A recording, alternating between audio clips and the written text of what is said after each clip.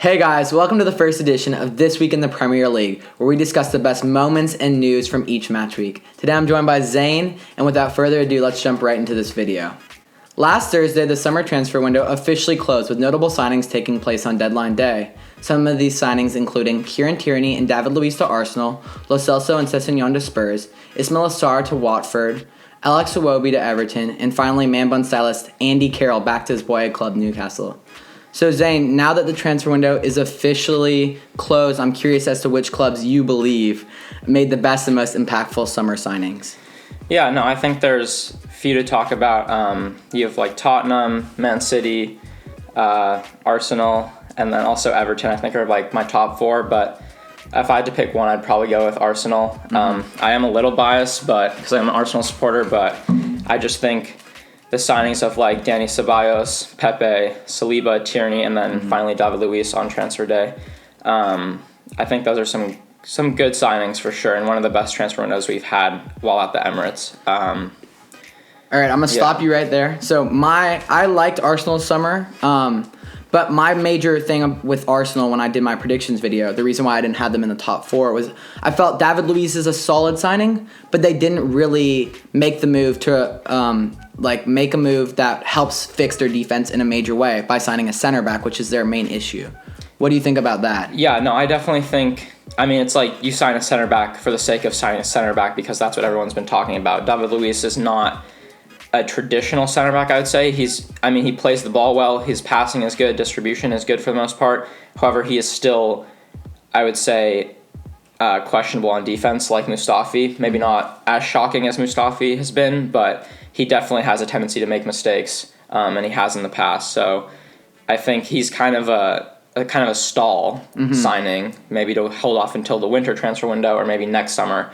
Saliba also is a center back, but yes, he's going back to Saint Etienne for a loan, and then he's coming back, and he's still very young, so he's definitely not an immediate solution. So it's definitely still, I would say, nerve-wracking as an Arsenal fan to not have like a huge signing, but I think we still did a pretty good job. Pepe is exciting, Ceballos I'm a fan of, and Tierney is a good left back. How do you think Pepe will fit in at Arsenal? Because obviously that's a big signing, that's a big investment. How do you think he will fit with the likes of Lacazette and Aubameyang? How do you think Emery will add him to the lineup? Yeah, I think he's a great addition. I do think, however, that Lacazette and Aubameyang have better numbers when they're both played centrally. So, when you have another winger, you can't.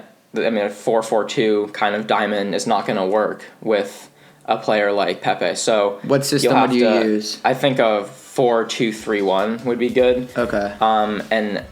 Aubameyang has more pace, so maybe he'll go on the left side or maybe on the right, and then Pepe will go left or right, depending on whatever Emery sees, and Lacazette will be the central nine. But I do think, several chances will be created and hopefully buried this season with some great finishers up top. And I think their personalities are all very, outward explosive, so I think they'll get along very well together, so I'm looking forward to that partnership. Okay. In other news, on Friday, the Premier League season officially kicked off. And as most people expected, Liverpool absolutely obliterated Norwich City.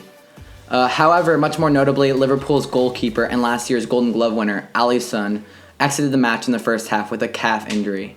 So if this injury is serious and Alisson does end up missing a substantial amount of time, how does this affect Liverpool's title chances going forward? It's rumored right now he'll miss a few weeks, but this could potentially lead into months as the injury is not. They haven't told us what it is. Right. I think it's a huge blow for Liverpool. The time of the injury duration is definitely a big factor. So if it's a few weeks, I don't think it's going to be a huge blow per se, but if it gets above a month, anything longer than that, I think they're going to be in trouble for competing with City for the title. I have those two kind of going head-to-head with Tottenham maybe coming in. They did sign Adrian from West Ham, so he's good. Is he really like a top-tier goalie? Absolutely not. So I think he's not going to be able to fill the role of Alisson, at least in my opinion. So we'll just have to keep watching that space, I think. Now let's fast forward to Saturday when Man City beat West Ham 5-0. While the attention should have been on Raheem Sterling's miraculous performance and hat-trick, VAR grabbed all the headlines as pundits alike slammed the usage of VAR, with many saying it should be only used for clear and obvious missed calls. Zane, I want to get your opinion on when you believe VAR should be used to correct a call. Yeah, I mean, VAR, it gets some calls right, but it definitely, it disrupts the game, kills the flow. I think it also kills the atmosphere. I mean, you have all the fans, all the players waiting for an announcement to come through after the referee goes to the video screen or hears from someone in the VAR call box. So, I mean, I guess I would say only like major calls, not the minor ones. I mean, that one of Sterling's goal, I mean, his like hand, arm, shoulder, whatever it was, I mean, you can't inches even tell, offside. like inches, centimeters. We're talking like small margins. So yeah, I mean, I think it kills the atmosphere, and also like what you said before, or At earlier. Anfield and Manchester City. Anfield and Old Trafford. They're older stadiums. They don't have the same technology, so there's actually no real screen that the audience can look towards and get an announcement. They have to wait for the PA to come on and give the announcement. So it wastes time actually, and it delays the game. So yeah, I don't know. It's a hard one, but I would have to say only major calls. For me, it's more of an argument between whether you want the call right every single time or whether you're more about just the game atmosphere as a whole. And I feel like for the very close offside calls, there's many times where the Sterling one, they pulled it up and they didn't actually think he was offside. It was that close. And I feel like for those type of calls, it's almost unnecessary because it takes away some of the great goals that we would otherwise experience. Yeah, and I mean, it kills the excitement as well. If you're going to a game, you want to see the full 90 minutes being played, not with the delay.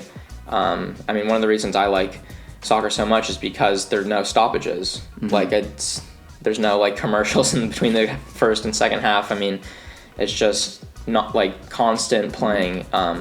So yeah, I think major calls is the way to go in my opinion. And then Sunday kicked off with Arsenal taking on Newcastle at St. James Park. Despite missing their ideal starting 11 for a variety of reasons, including injuries, rest, and safety concerns, Arsenal were able to get a convincing 1-0 win.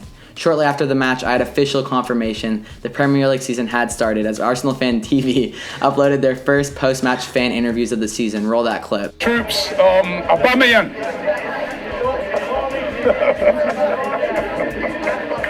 Yeah. Come on, black clot, yeah.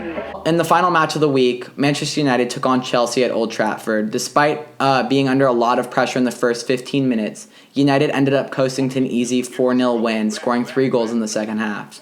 Rather than sharing my own overly optimistic opinions about how United will perform this season, I want to bring your attention to Daniel James.